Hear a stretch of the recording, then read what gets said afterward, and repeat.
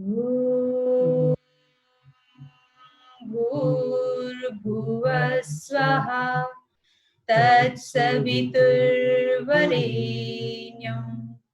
भर्गो देवस्य धीमहि धियो यो नः प्रचोदयात्।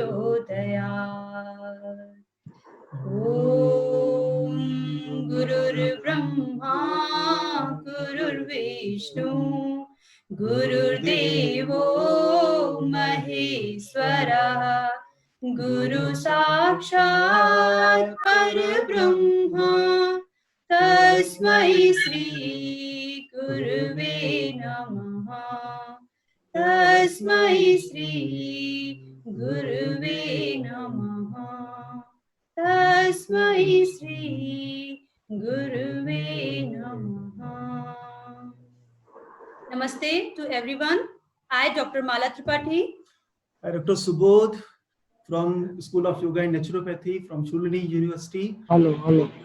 We both are welcoming to you all. कल आप सभी लोग हमारे साथ कनेक्ट होकर के हमारे सक्सेस को, हमारे टुडेज वर्चुअल सेमिनार को आप लोगों ने सफल किया। आज भी आप सभी हमारे साथ हैं, उसके लिए बहुत बहुत धन्यवाद।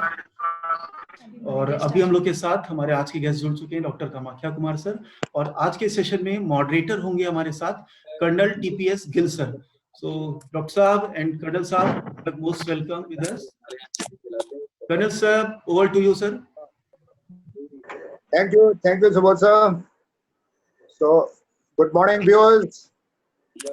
Welcome to the second day of the first session. Virtual symposium. We are requesting to all, except speakers, please all meet. Hello, can I be heard? Yes, sir. We are getting your voice properly. I'll repeat again. Good morning, viewers. Welcome to the first session of the second day of the International Virtual Symposium on the outbreak of COVID-19, which is being organized by the Department of Yoga and Naturopathy, Shulini University, which is in commemoration of the 6th International Yoga. Today's session, so let me first welcome Dr. Kamakhya. Dr. Kamakhya is a professor, associate head of Yogic Studies, Uttarakhand Sanskriti University, Haridwar. He has been a prolific writer. He has written nearly 10 books on yoga, and he's written about 80 papers on yoga. So I will, without taking any more time, because time is very precious, I will hand you over now to Dr. Kamakhya, and I'm sure that you will enjoy his talk and benefit from the wisdom that he is going to give in his talk. Over to you, Dr. Kamakhya. Thank you, sir. Thank you very much. And I would be very much thankful to the organizers of this webinar from Shulini University and the convener of this webinar as well. So, friends, today's our topic is yoga for healthy living, and I'll be continuing my talk for 40 minutes, and at the end of the session for 10 minutes we would like to ask if you have any question or any suggestion for me. So should we start, sir, with your kind permission? Please, Yes, sir. Yes, sir. Please. Okay, friends, so I would share my slides and we'll start.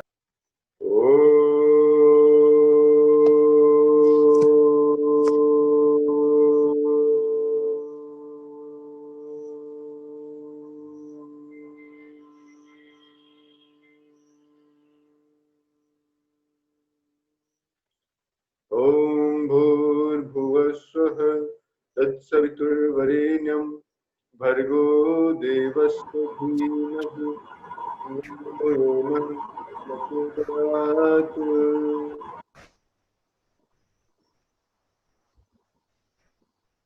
So friends, as you aware of that, so today's topic of our discussion is yoga for healthy living in present scenario. So in this discussion, today overview of my presentation will be understanding the life first. Then what is yoga in real sense? Then I would share some experiments and experiences which we have in our yogic area, yoga field. Then you would know some physiological and psychological changes through yoga, which has been already observed by the scientists. And then what is lifestyle medicine? Today it is a very important factor. And the role of lifestyle modification in our life. Then what will be the best capsule for you for a healthy living? So I hope you will enjoy this session. Please be with us.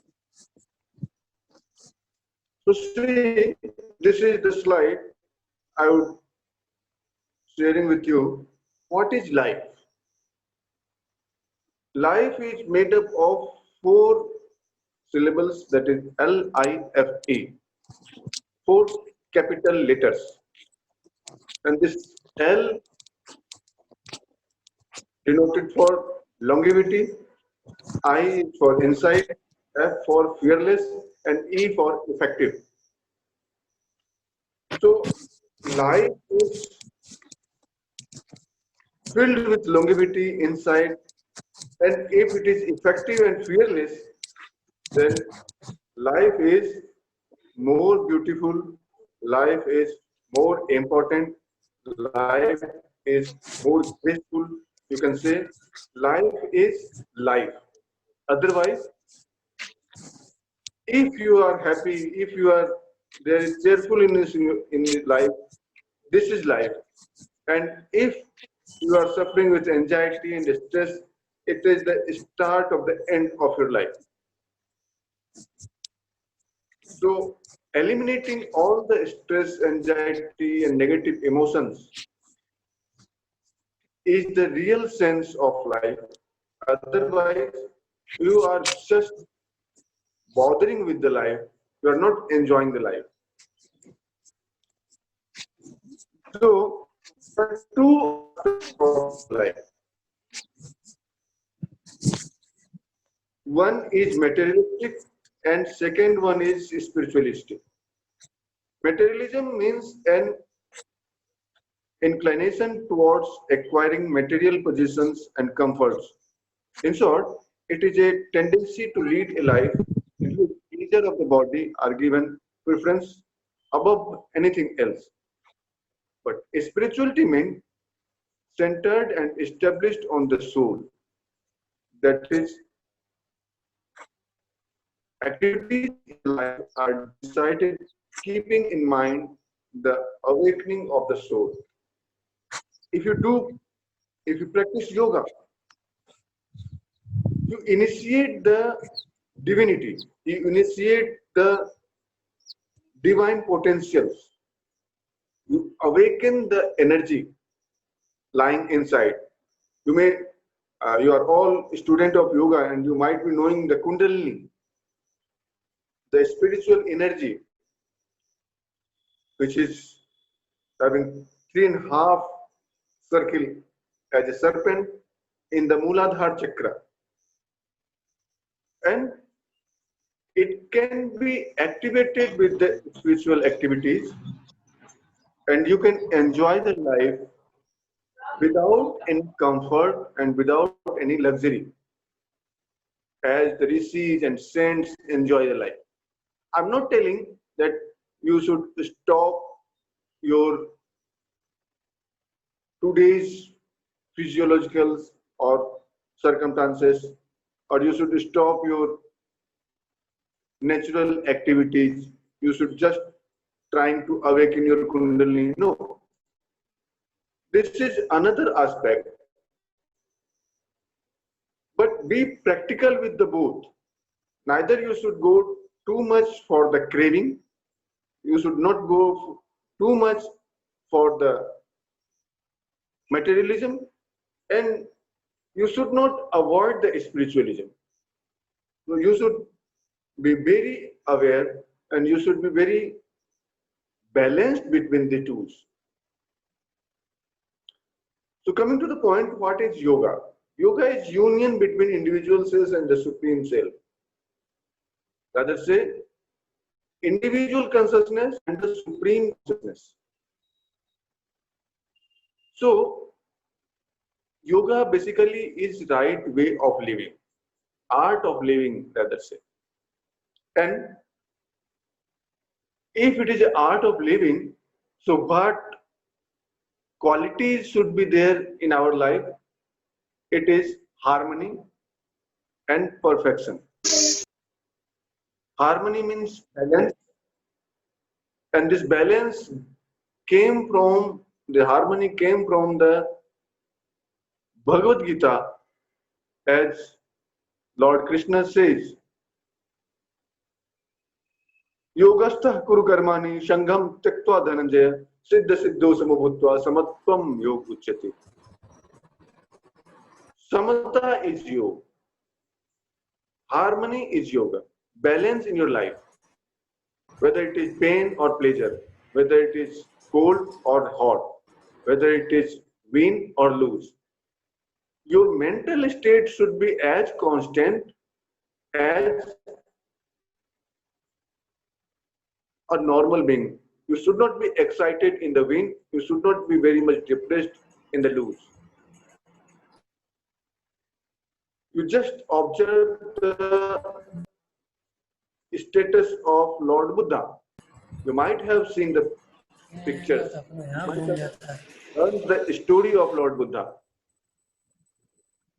When Angulimal came in front of him and he said, I will kill you. And he said, no, you can't. You don't have any fear? No. I know you can touch my body. You can hurt my body. But I am a soul. I will be alive. And if you wish to enjoy the life,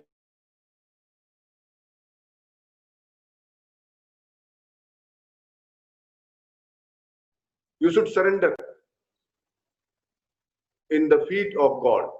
And the Angulimal surrendered in the feet of Lord Buddha. So you understand with this story how balanced in the life is important.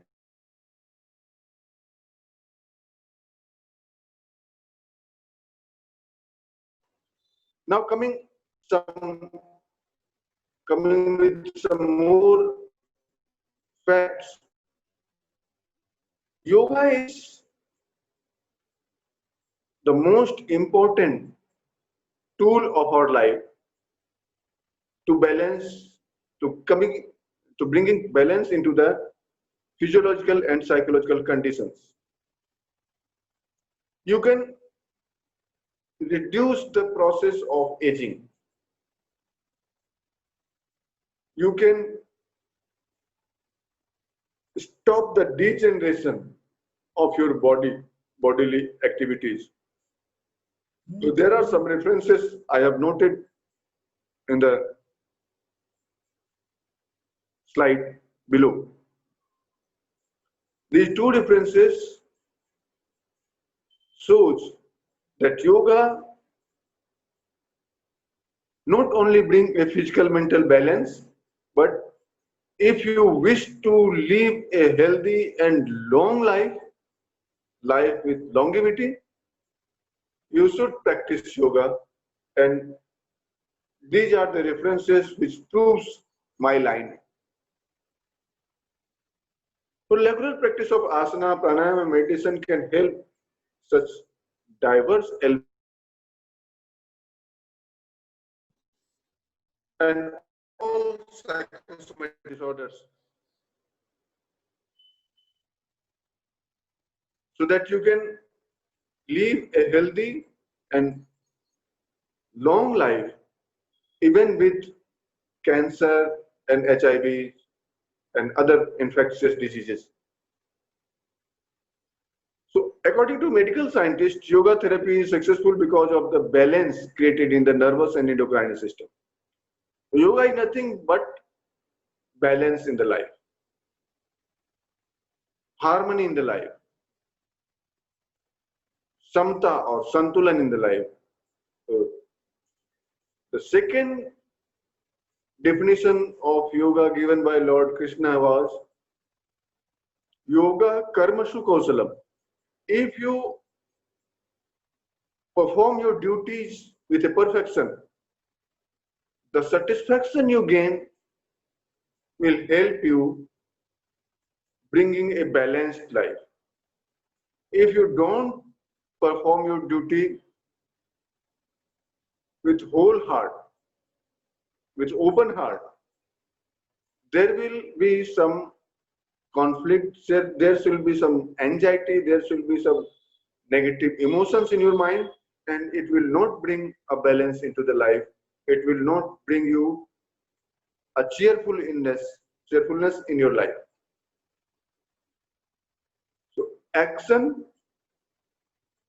with perfection, without expectation, is called Karma Yoga, and Karma Yoga is one of the best way of living. Yoga is for experience and experiment both. You may experience and you can experiment how you, whatever I said in past few slides, you can go and research into it, whether I'm saying the truth or there is a fault in the lines. There are some experiments I would show in the next slides. You may reduce your body weight, you may reduce the hypertension, you may reduce the obesity, diabetes, asthma, and you have to practice yoga. You can bring a balance into the life. You can see the reference already mentioned here. A study done in the year 2015, body weight reduction. And I would introduce one of my another study which has been done on the students for their academic anxiety, which might be more interesting for you. See the reference. It was published in 2014, and academic anxiety has been reduced in the students with the help of yogic practices. You might have gone through the information about gout, because it's a disease of early young age, and this gout patients can be getting the help with the practice of yoga. See, there is another experiment, and the study done in 2013. That experiment says that uric acid level can be reduced in the gout patient with the practice of yoga. Cholesterol level can be reduced, serum glucose level can be reduced, and it has been published in the year 2013 as well. See, several studies shows that practice of Shatkarma, Hatha Yoga practice, can reduce the cholesterol level. You can, nowadays, lung capacity is more important. Health of your lungs is more important. You can improve your lungs capacity with the practice of yoga, as another study done by us, published in Niscare in the year 2013, that forced vital capacity, maximum voluntary ventilation, and peak expiratory flow rate can be improved with the practice of yoga, practice of Kapalbhati and Nadi Shodhana. So it was also another study done by us. Nowadays, in the era of Corona, your lungs should be healthy. And if you practice these two, this Kapalabhati and Narisudhan, it will improve the peak expirative rate, the maximum ventilation volume, and the forced vital capacity. These three slides showing the same. Now coming RA factor in the gout patients, it can be also eliminated with the practice of yoga. The serum glucose level in the diabetics, it can be reduced with the practice of yoga, already published in the year 2012. So there are several and numerous changes can be observed, already published in different studies by us and by the other scientists all over the world. The practice of yoga bring the equilibrium in the autonomic nervous system, reduces the pulse rate, respiratory rate, blood pressure, galvanic skin response can be increased, alpha waves can be increased. Physiological changes, cardiovascular efficiency can be increased, respiratory efficiency can be increased, endocrinal function can be normalized, grip strength can be increased, joint range of motion can be increased, eye-hand coordination can be improved, weight can be normalized, sleep can be improved. There are certain a number of parameters that you can observe that physiological.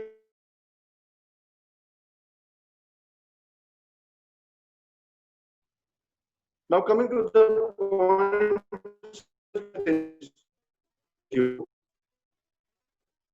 regular yoga practice can bring a balance into your life. It relaxes your body and relaxes the mind. You reduce your stress and reduce your other stress-related disorders, other psychological complications like anxiety, depression, etc. So the psychological changes can be earned through yoga are somatic and kinetic. Awareness can be increased, mood can be improved, social adjustment can be increased, memory and concentration can be improved, attention and mood can be improved, self-actualization, self-acceptance.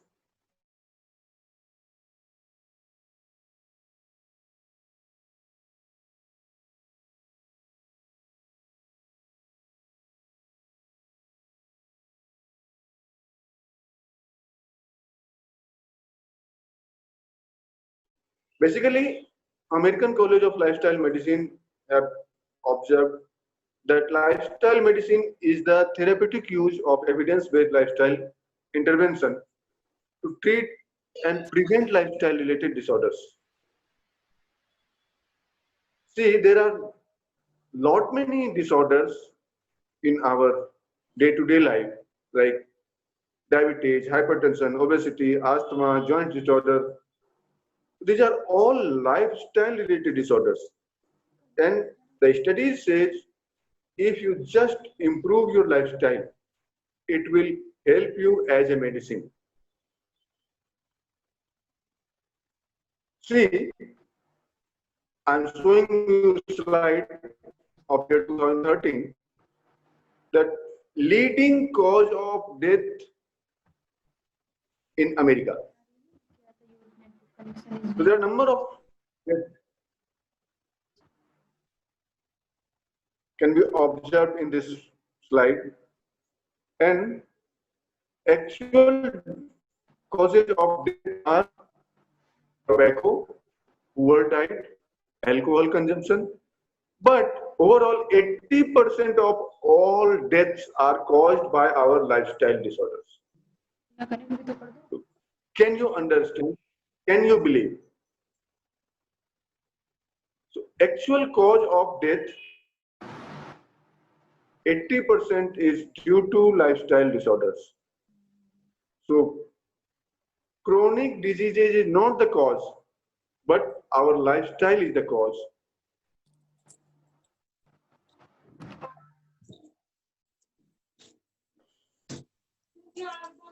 Diseases are many times then affected of our lifestyle choices. So what is the base of this lifestyle disorder? This is sedentary lifestyle. We say akarmanya jivan shaili, not doing anything, not doing physical activities, not involving in yourself in the actions, being dull, watching TV, going with the friends on the mobile, doing nothing. Doing nothing is the sedentary lifestyle, and sedentary lifestyle is a cause of lot of diseases I have already explained in past slides. So you can ask yourself, there are few questions.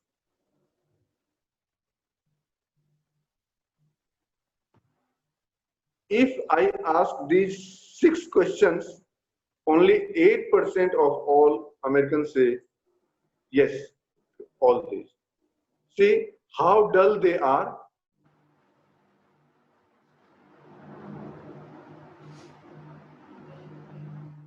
So a healthy lifestyle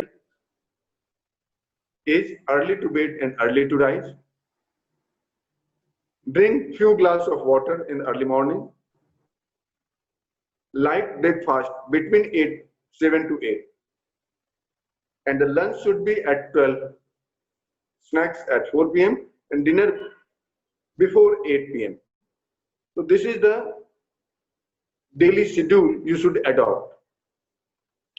After the lunch, rest a while, and after the dinner, walk a mile. There should be 2 hours gap between dinner and bed. If you adopt these changes in your lifestyle, you will never be an old man. You can stop the degeneration. You can live a healthy and long life.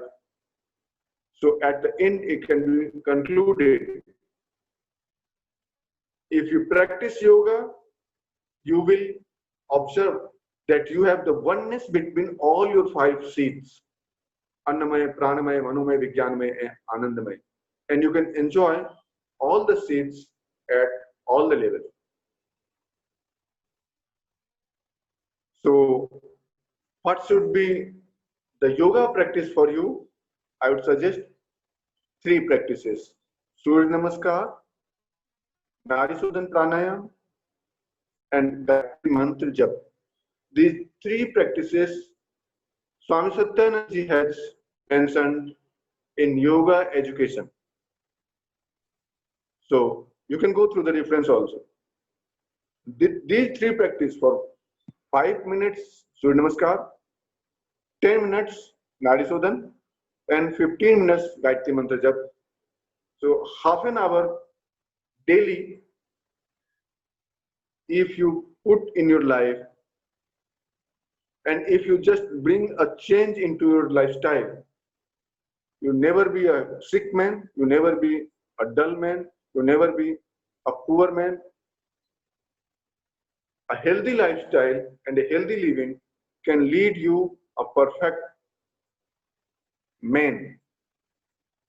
So thank you everyone. And you may ask me questions. These are 3 of my websites: Indian Association of Yoga, indianyoga.org, igsc.net. 2 large websites are for our members. The first website is Indian Association of Yoga. You may join and be the member of Indian Association of Yoga. And if you don't knowledge with me, if you enjoy this talk, you may follow me, you may subscribe my Thank you, sir. channel. You can also follow me on the Facebook at Dr. Kamakar. So thank you very much. Thank you Vinodji, thank you Subodhji and Malaji, and thank you everyone. Shanti, Shanti, Shanti. Welcome, sir. Thank you, sir. Thank you Sir, very much. Yeah. Yeah, it's yeah. Go ahead, Dr. Subodh. Thank you sir. Sir मेरा एक निवेदन है, मैंने आपको host बना दिया है programme का, तो आप मुझे होस्ट वापस कर दें, होस्ट बना दें. और थैंक यू सर. मैंने देखा है सर आप बेसिकली एक रिसर्चर हैं और आपने अपना पूरा रिसर्च कॉन्सेप्ट हमारे साथ शेयर किया, तो आपका जो ब्रॉड स्पेक्ट्रम ऑफ रिसर्च है you shared with us, so thank you sir. First of all very thanks. और आपने अपनी कई सारी रिसर्चेस भी हम लोग के साथ शेयर की, और जो सबसे प्लस पॉइंट रहा सर वो आपने एक, हर बार मैं देखता हूं सर आप योगा का एक प्रोटोकॉल हमेशा शेयर करते हैं, सो आपने इस बार भी किया कि 5 मिनट सूर्य नमस्कार, 10 मिनट्स नाड़ी शोधन एंड 15 मिनट्स गायत्री मंत्र. So it's very very good sir. अभी मैं और लोगों का क्वेश्चन लेने से पहले थोड़ा सा एक मेरा क्वेश्चन है सर. हम लोग के पास बहुत सी क्वेरीज हैं sir. What practitioner should do to boost their immunity? अपनी इम्यूनिटी को बूस्ट करने के लिए क्या प्रोटोकॉल होना चाहिए? एक तो सर आपने बताया है, इसके अलावा हम और क्या कर सकते हैं योगा में इम्यूनिटी बूस्ट करने के लिए? See, in the last presentation, as you organized another webinar, that Yes. time I Yes, sir. that time I just share my view on the practice of yoga nidra. So one of the best practice for immunize yourself is yoga nidra. Relax, and relax with the body, mind, and spirit. Relaxation is the best way. See, whenever tensions come, it reduces your immunity. When you relax, you can boost your immunity. So one of the best practice I suggest is yoga nidra, and you should also practice satkarma. If you wish to eliminate the toxins, the waste material from the body, so Vaman Kriya if you can practice. See, it is not useful for the age, after the age of 50 because that may boost the blood pressure. So, you just. Good morning, Professor J.D. Sharma sir. It's an honor to have you with us once again. So, I'd like to introduce you to the viewers. Viewers, you all, especially the students of Shuri University, you are already aware of Dr. J.D. Sharma, who has been taking your classes also regularly. A brief on Dr. Sharma. He is the chairman, Department of Yoga Studies, Himachal Pradesh University, Shimla. He is head of Department of Yoga Sciences, Registrar and Dean, University of Patanjali, Haridwar. He has been head School of Yoga and Naturopathy, chairperson Yogananda Chair for Spiritual Research Studies, and senior advisor, Shuri University, Surat. He is a yoga expert teacher in the status of diplomat of JNICC, Embassy of India, Jakarta. Very vast experience. He's been instrumental in starting yoga department in the UG and PG courses in Himachal Pradesh University. He's an expert member in creating Department of Yoga, Chaudhry Ranbir Singh University, Jind, Haryana. And he has written more than 100 research papers, public articles or abstracts, write-ups, which have been published in the national and international magazines, journals.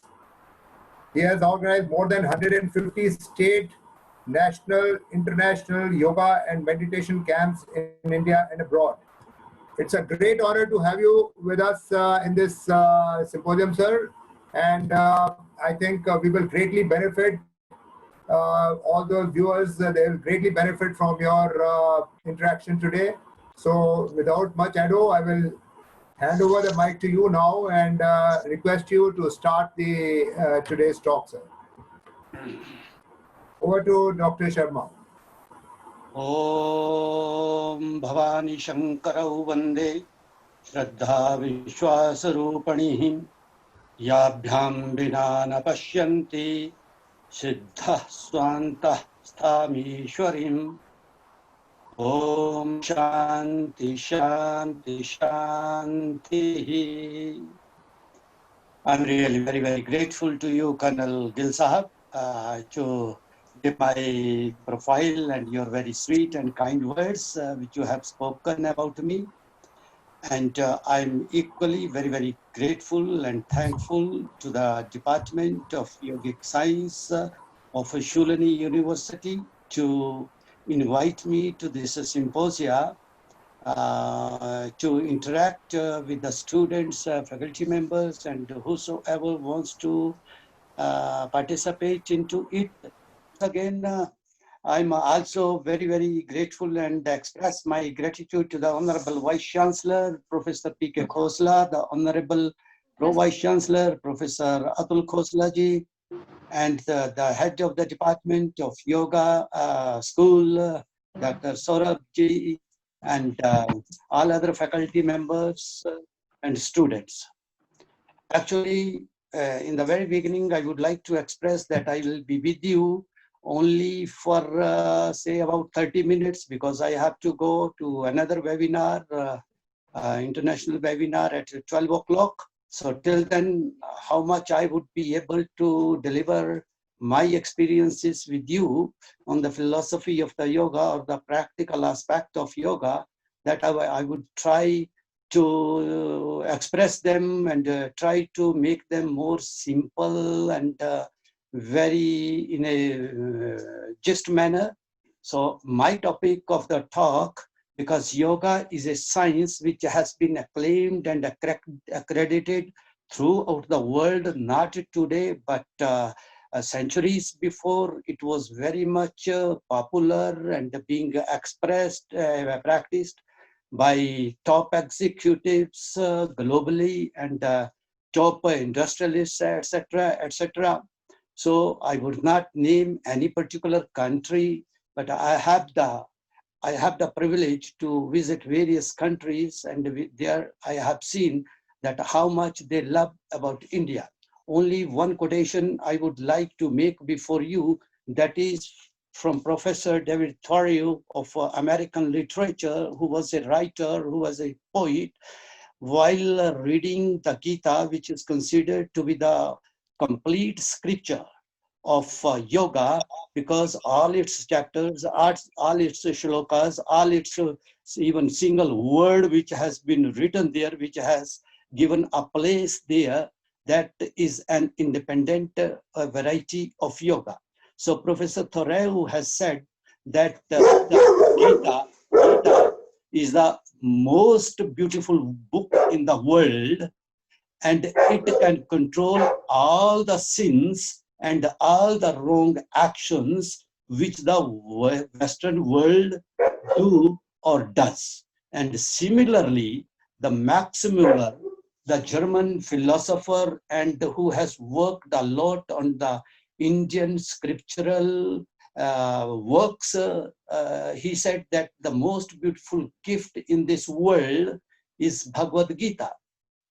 So there is no other gift in this most galactic planet of the universe which has such type of gift which is available to everyone and every part of the corner of the world, and it is not beyond the reach from a simple to simple person who wants to seek the knowledge of the oneness and to seek the knowledge of the value-based life and honoring the values of the life, and also how to become a most and a powerful and meaningful citizen of the country, and also how to love without any condition all the living beings which are enjoying their physical frames on this planet.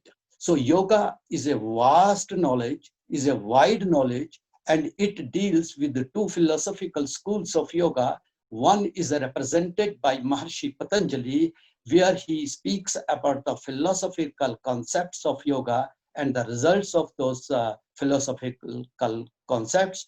But there is not much said about the practical side of yoga. So the following these saints and sages, they worked on the philosophy of Maharshi Patanjali, which has been documented in Maharishi Patanjali's Yoga Sutra, and they found that yes, we have to do some physical or mental practices to boost that knowledge, to accelerate that knowledge, to attain the benefit of that knowledge which Maharishi Patanjali has given to us. So I'm not speaking here about the philosophical aspect of side, but my key point is only the relevance and the importance and the meaning of three bandhas which has been gifted to this body.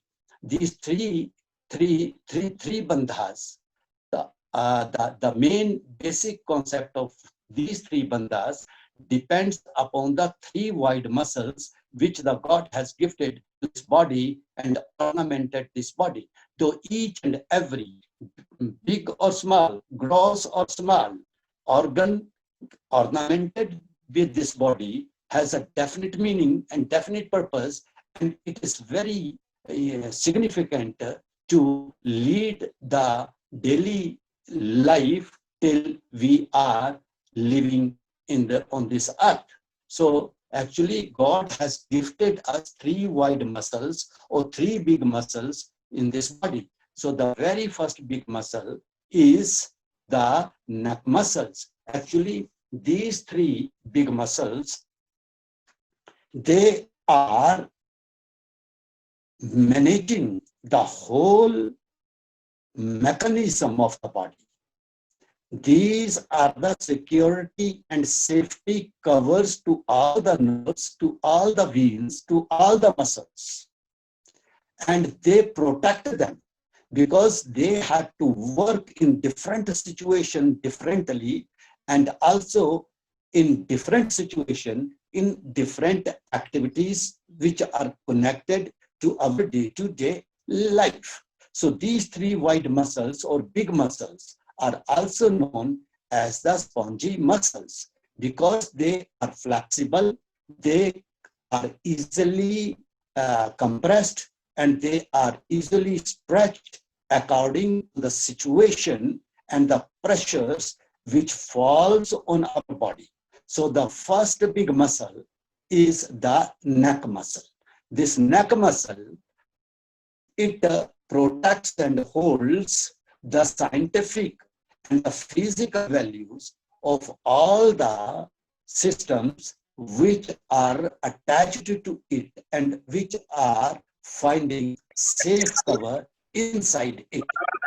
Start that from the tongue and also the nerves, veins, and vessels, which are responsible not only just to move the neck, just to make some action to the neck, whether we are drinking water, whether we are eating, whether we are eating fruits, whether we are speaking, whether we are crying, whether we are laughing, whether we are talking with, or whether we are singing, or whether we are in a state of stress.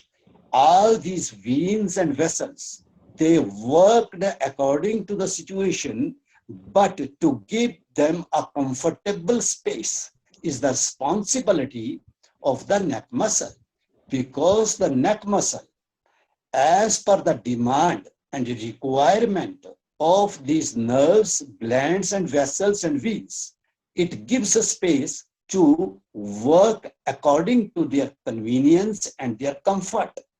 Suppose if we are eating, when we are eating, who is responsible to mix the food in the saliva?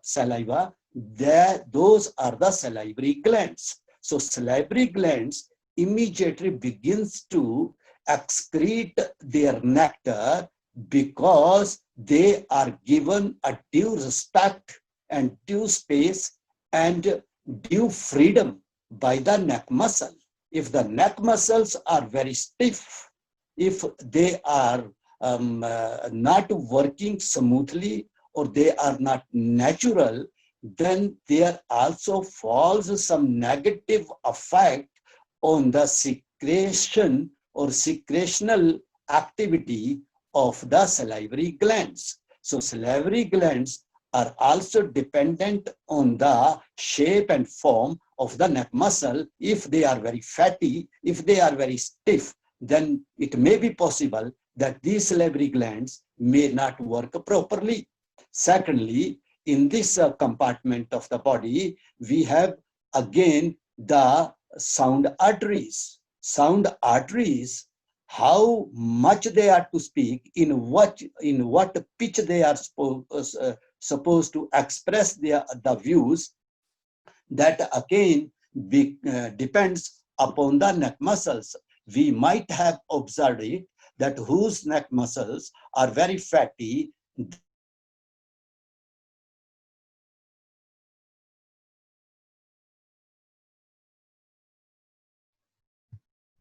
sing melodiously.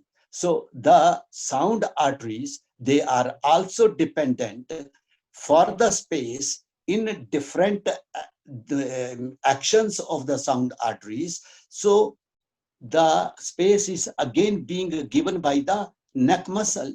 So neck muscle is again responsible to the thyroid and parathyroid glands, how they are working, with which quality they are working, what is the quality performance of these glands, thyroid and parathyroid glands, that also depends upon the flexibility, or that also because of the very immediately absorbed values of the actions which are performed by the sound arteries.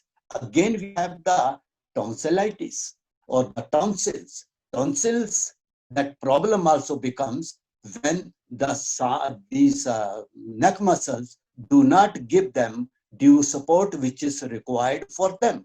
And after that, if that support is not received by the tonsils, then the tonsillitis is a problem that comes there. So there is a big research by the foreign philosophers or the scientists on the functioning and the valuable contribution to all the nerves and veins which are located around this muscle. Whether we speak, whether we laugh or drink or eat, as I said before, the neck muscle, though it never comes to our knowledge, it never comes to our feeling, we do not experience what type of activities going on there. We are ignorant about that. But this neck muscle, the clock, except when we are in the deep sleep state of the body. So therefore, this neck muscle is the first one which gives space to the life to the body, because everything we have to consume from here, and whatever expressions will come out, they will also come out from here. The pranic shakti or the vital energy or the pranic force that also moves from this hollow space of the neck muscle. Therefore, this neck muscle is also supported by all the 7 dwaras which are above the throat region. And these throat region, these 7 dwaras or the 7 channels of the energy through which we absorb the energy also, and we release our toxic and the waste matter also through these 7 channels, 2 nostrils, 2 eyes, 2 ears, and 1 is mouth. So this is also being supported by the neck muscle. If these 7 dwaras are working in close coordination with each other, then it also gives some joyful and entertaining experiences to these neck muscles. So the neck muscle is very, very important. And 2 more I will explain. And these 3 wide muscles, they also give us the look about the external personality. If this goes beyond the body which is gifted to us by the God beyond the similarities of other organs of the body, and if it becomes very fat, then somewhere our personality look is also hit upon, and we begin to hide some of our weaknesses of the neck muscles, and the double chin which accrues because of the fatness of the neck muscles also de-shaped our facial beauty and the external beauty of the body. So they have to be in an equanimity with the two other muscles of the body. And the second muscle, because I have to take only 30 or 35 minutes, so I'm in a hurry in it very briefly. So the second big muscle which comes is the abdominal muscles. As we keep all the valuables very safe in a trunk or in making a knot of the cloth and keep them very safely inside them. Similarly, the digestive system is all working in the abdominal cavity, and if this abdominal muscle is again in the proper shape, in the proper condition, the liver, the pancreas, the spleen, the kidneys, they also get due freedom and space to work according to their nature in each and every activity, whether we are running, whether we are doing any yogic exercise, or we are doing acrobatics, or we are doing some other form of sports discipline. Everything depends upon this abdominal muscle. And if this abdominal muscle is also very fatty, because it keeps these specialized organs of the body very safe and secure, as we keep the valuables very safe and secure in our safe or in our trunk or in every other thing. Therefore, this abdominal muscle, it also gives space to the 7 vital tissues or the 7 dhatus to work very efficiently, so that its efficacious nectars and fluids and chemicals which are created at that time after taking the food, or even when we are speaking or talking, the reaction will also fall on our neck muscle. Sometime when we stay for a very long time in our classroom, or when we are sitting for a very long time, or when we walk for a very long time, or distant walk when we go, again the abdominal muscles, if they are not flexible, if they are not proper in shape, then the cramps will come there, the problems will come there, the pains will come there. So again the person feels discomfortable. Therefore, this abdominal muscle is responsible to give us the results of 7 dhatus and supply the chemicals or the other contents which are created there to whole of the body, including the blood, including the sperm, etc., etc. So this abdominal muscle is again very, very important. And if it is not kept in proper shape, then it is very difficult to walk comfortably, to speak comfortably, to stand for a long time very comfortably. The person begins to sweat a lot. The accumulation of the fat will become more in that body. It goes beyond its ratio. It goes beyond its control, and a lot of problems, they come from here, and they give mental stress also, and they also give a boost to the stress cells too.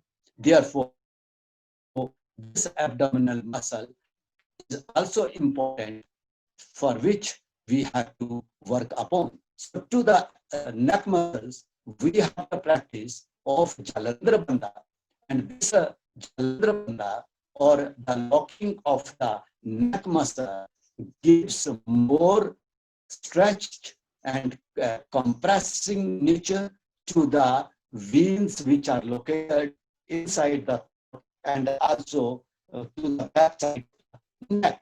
So this this is very, very important, and it is to be done without any kumbhaka. We retain the breath inside, and we give that breath retention during the Jalandhar Bandha, so that our carotid arteries, which are located here, they could not supply more carbon dioxide or frequent carbon dioxide with a speed to the nervous system of the brain. So actually, locking of the energy is being observed by practicing or by perfecting the Jalandhar Bandha. Similarly, if we go down, then we have this Udyan Bandha. Udyan Bandha again gives us, because it is done after releasing the breath, and we try to keep our abdominal muscles towards the spinal cord. And when we take them towards the spinal cord, then all the nerves and including the organs, the specialized organs which are located there, they are pressed and they are also compressed. And when they are pressed and compressed, they try to release the toxic matter or the poisonous matter and supply it to the downward or sometimes also towards the upper part of the body. And it is therefore said that whenever we perform, practice the Udyan Bandha, that should not be haphazard practice. It should not be given a forcible practice to the learner, or it should not be given a practice with compulsion. It should be very, very convenient, comfortable and natural practice. So the abdominal muscle also values the personality of the person. And if we go down to this, then the third spongy muscle, then the third big muscle are the hip muscles. These hip muscles are very, very significant rather than the neck muscles and the abdominal muscles. Because whatever we eat, whatever we drink, and whatever that the waste matter is being thrown down by the organs which are housed inside this abdominal muscle, how receptive the lower portion is, that matters more. If that is not received by the excretory system perfectly or very nicely, then a lot of problems will come, and these problems will affect all the organs of the upper body. So the hip muscles, they are the security and safety covers to all our excretory system organs. And also this hip muscle is again very, very useful to the reproductive organs of the body, which are located down to the navel region, or which is called as the cavity of the lower abdomen. So in the lower abdomen, we have all the reproductive organs are located there, whether it is the uterus or whether it is the space for the embryo, or whether it is the functioning of the sperm, or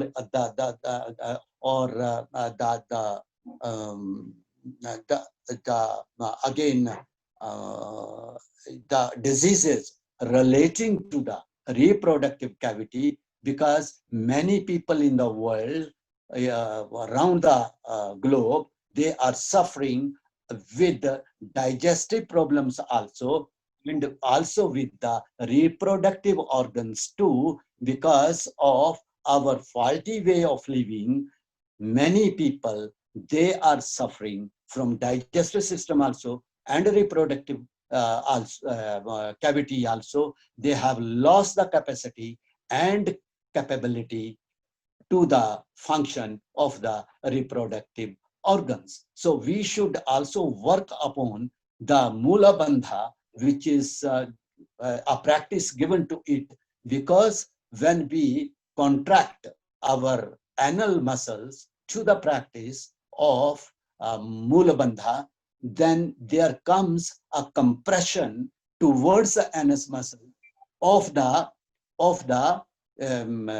hip muscles, and again the reproductive organ or the sex organs, they are also slightly extended, or they receive some extension towards again the hip muscles. So hip muscles hold the key how much we are very, very healthy, taking into consideration the functioning of the excretory and reproductive organs. Therefore, if the hip muscles also goes beyond the control of its natural shape, then the problems of infertility, the problems of piles, the problems of fistula and fistula, etc., etc., they are generated because of it. So these three big muscles, they work with close coordination to each other, and if any one of them goes weak, the other two will again be affected. Therefore, there are no hard and fast rules when to do these three locks, except the Uddiyana Bandha. You can work, you can practice the Jalandhar Bandh while sleeping, while walking, while talking, while standing. Anytime you can practice them, except when we are involved in eating and speaking or singing activities. Then the lower one, the hip muscles or the anal lobe, can be observed while singing again, while eating again, while speaking also, while breathing, while standing, while lying on the floor, whether on the back or whether on the abdomen, whether walking, whether laughing, any time you can observe the anal lobe, which is a beautiful one. Just as it is said in the Kundalini Yoga, we have the three granthis, we have the three main centers, Brahma Granthi, Rudra Granthi, or the Vishnu Granthi. These three, Brahma Granthi, Vishnu Granthi, Rudra Granthi, these three granthis are also awakened and awaked by the practice of these three bandhas. Therefore, we should practice them properly, and we should work them on.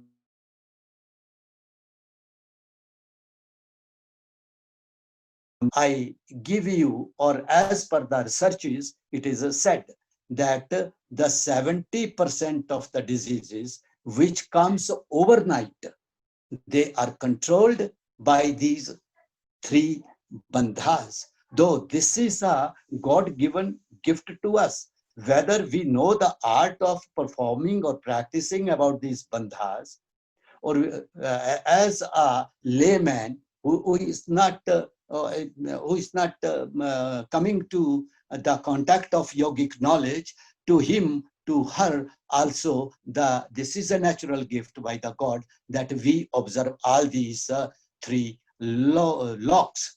For example, I said when we have some vomiting feeling or when we have a vomits, sometimes the person begins to hold that vomit feeling, and he or she tries to observe like this. He closes the chin lock, and he tries to control the pressure towards the upper side of the body of that vomit, etc., etc. Or if someone has taken a foul food or the smelly food, or which gives a foul smell from the mouth, then again, if some yanning is coming, if some sneeze is coming, he tries to hold his neck also. So this is a natural gift.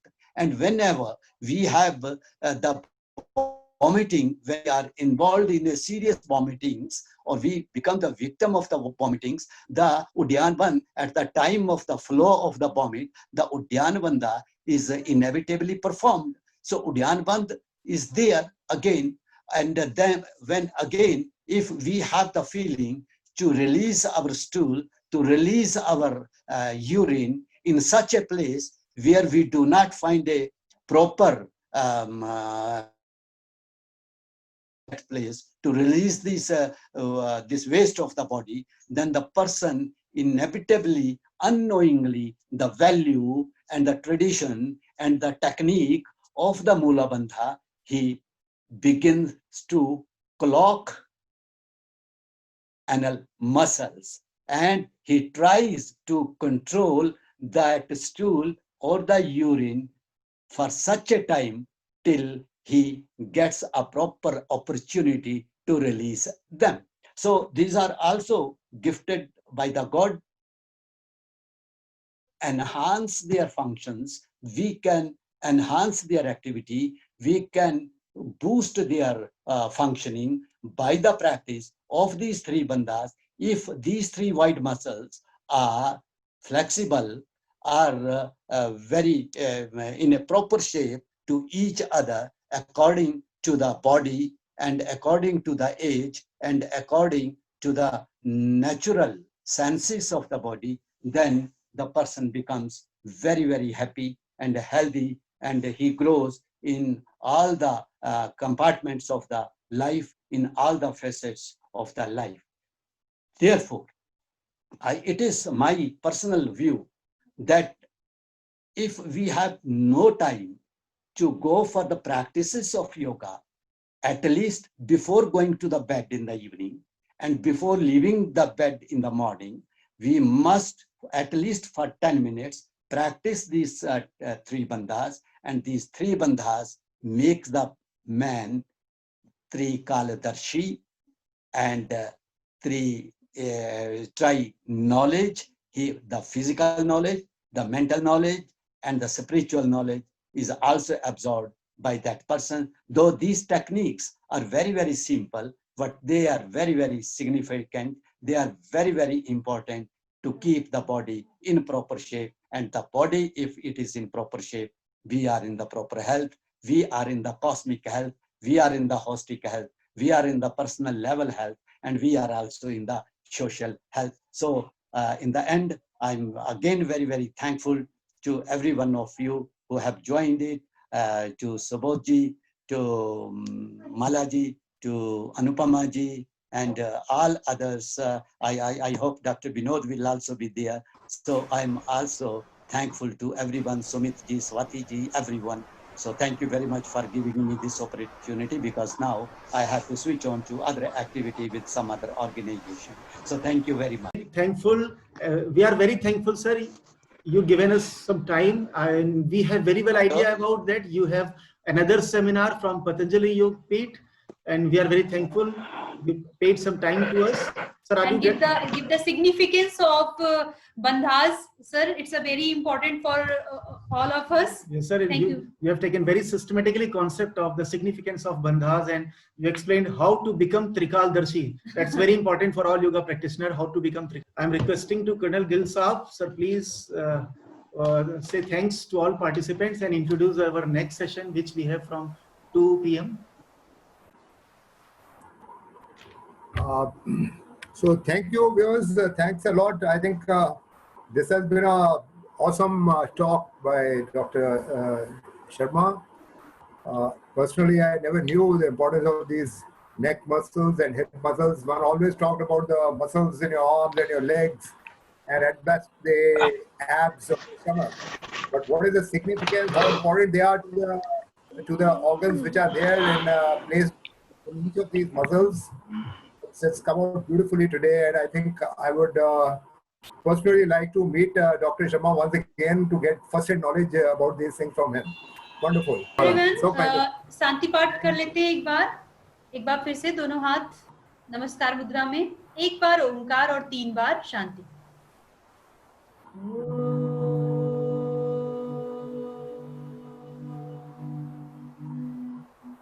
Shanti Shanti Shanti. Thank you.